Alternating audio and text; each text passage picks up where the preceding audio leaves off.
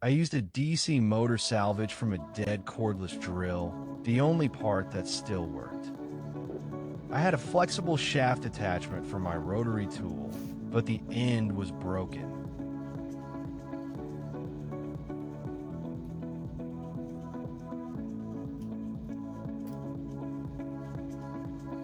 First, I made this adapter.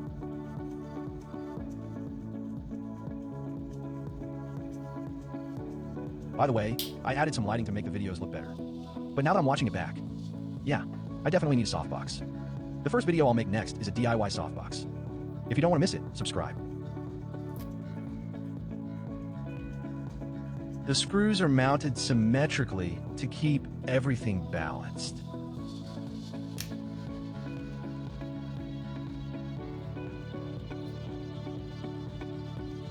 And this is the cover for the whole assembly.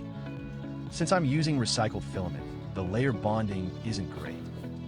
So I had to reinforce it with some glue.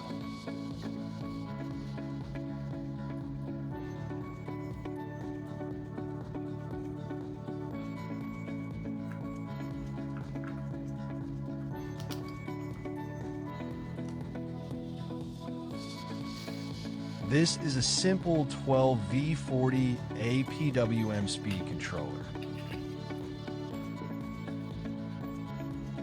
For now, I'm testing it with a DC power generator.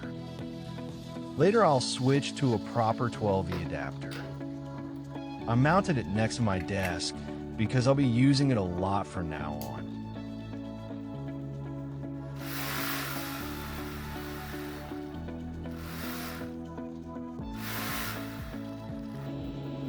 I also made a holder for the flexible shaft tip